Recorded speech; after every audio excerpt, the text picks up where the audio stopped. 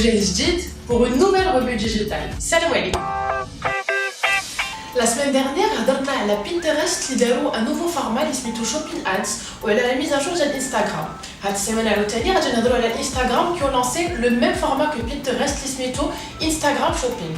هاد le format هذا pour l'instant n'est valable que dans 8 pays dont la France. Pour l'instant, quelques marques l'ont déjà adopté dont Clarins, Sephora et La Redoute. Les réseaux sociaux sont de plus en plus négatifs. C'est ce que la plateforme Mention révèle dans sa dernière étude qui vient d'être publiée. En 2017, Mention révèle que 6,86% des mentions sont négatives versus 5,57% de mentions positives. À titre de comparaison, en 2013 par exemple, les mentions positives canonnent 13% et les mentions négatives canonnent seulement de 2,07%. Si je vous dis GDPR, est-ce que ça vous dit quelque chose? C'est le règlement général pour la protection des données qui lance à l'Union européenne et qui va concerner l'ensemble des pays, mais pas uniquement. Même tous les pays qui ont des informations et des résidents européens sont conformes à le règlement. Mais les points les plus importants, c'est que l'Union européenne va obliger tous les éditeurs et les entreprises à être très clairs sur la manière dont ils traitent les données, et d'une manière de protéger mieux les consommateurs. Et le plus compliqué, c'est que tout le monde a un délai le 25 mai. La matière conforme à les règlements, des sanctions financières très lourdes. L'un des plus grands éditeurs, les Kenyan actuellement, modifiait d'ailleurs des choses par rapport au GDPR, les Facebook. Facebook, qui proposait avant un format publicitaire qui permettait à des entreprises tierces d'accéder à la data de Facebook. Notamment, il permettait d'avoir une campagne basée sur l'analyse des achats, c'est-à-dire qu'il faut coucher. Aujourd'hui, Facebook a déclaré que la fonctionnalité ne va plus être disponible sur la plateforme d'Iran.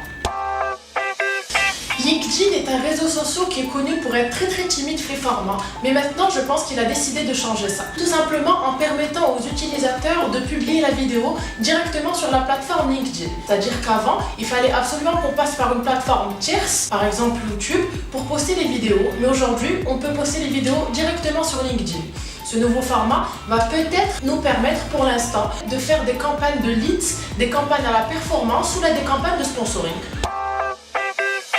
Et toujours sur Facebook, dernièrement, il y avait un gros scandale par rapport aux élections et comment ils ont participé à la falsification des données ou notamment les fake news.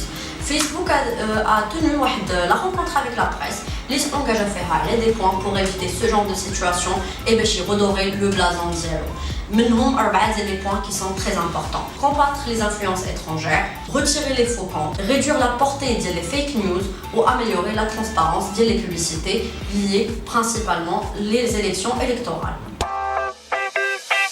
Toyota lance le pré-roll le plus court au monde. Comme vous le savez, le pré-roll est un format publicitaire qui vient avant les vidéos et la plupart des personnes ne le regardent même pas et cliquent sur suivant. Mais Toyota, pour remédier à ce problème, a lancé une vidéo qui dure 4,9 secondes. Une capsule qui met en avant la maniabilité de la voiture et aussi la forme qu'elle a, short and sweet. 4,9 secondes, c'est le temps qu'il vous faut pour voir la vidéo et pour l'apprécier comme il se doit. On finit avec de l'emailing et une étude de campagne monitor autour de l'interaction du contenu. L'interaction du contenu, notamment les sites où c'est devenu une réelle tendance, où toutes les parties ou toutes les mini-interactions avec le contenu font qu'ils sont de plus en plus appréciés par les utilisateurs. Si on part sur du contenu interactif, le taux de clic sur les emailing augmente de 73%. Si on met de la vidéo sur l'email, alors là, on parle de 300% de plus sur le taux de clic. À prendre en compte sur nos campagnes emailing. C'est tout pour le moment. Pour plus d'infos, rendez-vous la semaine prochaine.